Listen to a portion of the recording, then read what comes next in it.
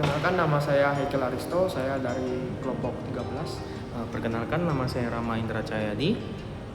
Kami di sini akan mempresentasikan video di mana media tulisan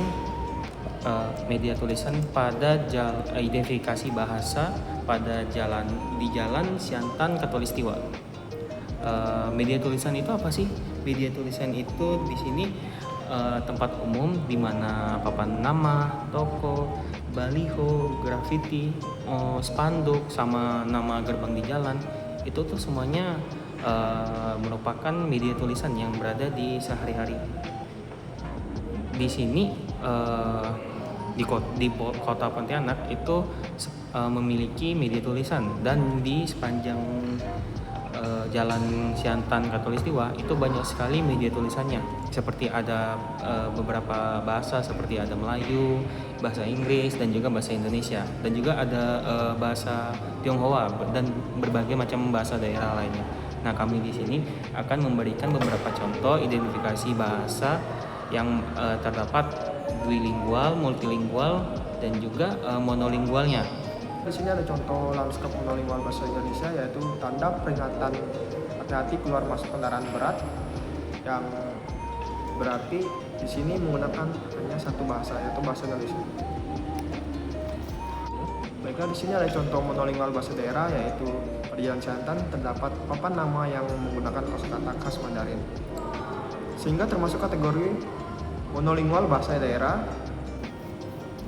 Baiklah, di sini ada contoh lanskap monolingual bahasa Inggris yang menggunakan satu bahasa, yaitu bahasa Inggris. Di sini ada lucky pool, biliar, dan kafe, yang berarti tempat tongkrongan dan bersantai. Baik, di sini ada contoh lanskap bilingual yang menggunakan dua bahasa di Jalan Siantan, yaitu Gereja Katolik Stella Maris Siantan. Bahasa Indonesianya yaitu Gereja Katolik dan Siantan, dan Stella Maris berarti bintang laut dalam bahasa Latin, suatu gelar. Baiklah, di sini ada contoh lanskap bilingual ya, nama lembaga menggunakan bahasa Indonesia dan bahasa Arab. Di sini ada majelis wakil cabang, dan di pertengahan tanda lembaganya itu ada tulisan yang seperti tulisan Arab. Terus selanjutnya di sini ada lanskap multilingual, di mana multilingualnya ini ada sebuah spanduk di mana menyebutkan Atarasi Borneo. Di foto ini memiliki 3 identifikasi bahasa. Yang pertama di sini ada bahasa Indonesia, yang kedua ada bahasa Inggris, di mana ada kata-kata seperti kata job molding dan Max blocks yang digunakan dalam istilah umumnya. Terus di sini ada bahasa Jepang yang menggunakan aksara Jepangnya. Baiklah, klasifikasi dalam satu Jalan Siantan ini ada papan nama bisnis, toko kuliner, hotel, dan bisnis komersial lainnya. Di sini total jumlahnya kami dapatkan 20. Tanda iklan total yang kami dapatkan jumlahnya 7. Nama bangunan seperti kantor, ballroom, lembaga, total jumlah yang kami dapatkan 20. Tanda jalanan seperti nama jalan dan arah berupa tanda informasi peringatan, catatan larangan pedoman, tanda lalu lintas, dan lain, kami mendapatkan jumlahnya 3. Tanda informasi seperti peringatan, catatan, larangan jalanan, total yang jumlahnya yang kami dapatkan 7. Tulisan di gerbang atau monumen atau tugu, total jumlahnya kami dapatkan 3. Tanda tempat ibadah, total jumlahnya kami dapatkan 4. Grafiti, total jumlahnya kami dapatkan 1 di Jalan Siantan. Terus di sini ada lanskap monolingual bahasa Indonesia untuk di Jalan Katulistiwa. Di Jalan Katulistiwa sendiri banyak memiliki lanskap monolingual bahasa Indonesia, seperti Kementerian Agama, papan nama Kementerian Agama, terus ada nama bangunan buat SMP, sekolah menengah pertama, RSUD, dan nama jalan dan lain sebagainya.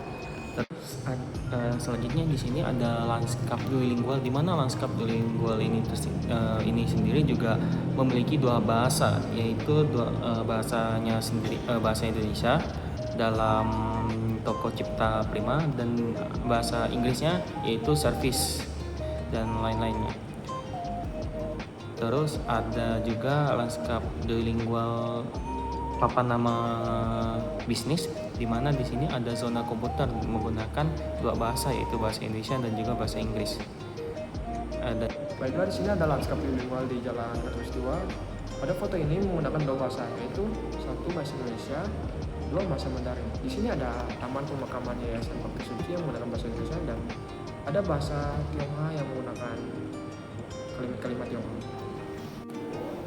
Di sini ada klasifikasinya sendiri yang kami telah buat dalam Jalan Katulistiwa, di mana papan nama bisnis termasuk toko, kuliner, hotel, dan bisnis komersial lainnya itu memiliki jumlah sebanyak 41.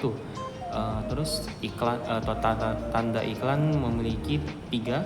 Nama bangunan itu ada jumlahnya 43, tanda jalanan ada 4, tanda informasi memiliki jumlah 6, tulisan di gerbang monumen atau tugu itu 9, dan tanda tempat ibadah itu ada 9. Setelah di bagian kesimpulan, kami mendapatkan berdasarkan hasil identifikasi bahasa tulisan di sepanjang Jalan Siantan dan Jalan Katulistiwa, dapat diketahui bahwa penggunaan bahasa di ruang publik mencerminkan keberagaman sosial budaya dalam masyarakat Pontianak.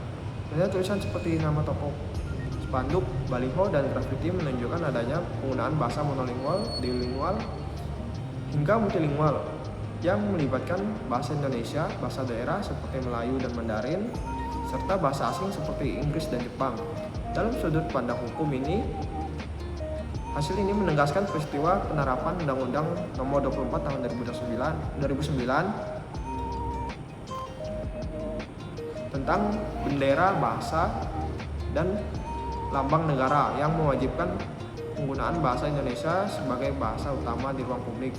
Namun demikian, penggunaan bahasa asing dan bahasa daerah masih dapat dibenarkan sepanjang tidak menggeser kedudukan bahasa Indonesia sebagai bahasa nasional atau bahasa utama penggunaan di media tulisan. Maka dari itu, identifikasi bahasa ini yang di media tulisan bukan hanya menjadi kajian linguistik, tetapi juga menjadi implikasi hukum dan sosial. Jadi diperlukannya ada kesadaran dalam masyarakat tentang penegakan aturan yang seimbang agar bahasa Indonesia tersebut tetap terjaga pada media tulisan, sehingga tidak menghilangkan identitas nasionalnya dan mengabaikan nilai-nilai keberagaman bahasa daerah dan globalisasi pada nilai tersebut. Terima kasih untuk yang menonton video kami. Semoga video kami dapat bermanfaat bagi yang menonton. Terima kasih. Dadah.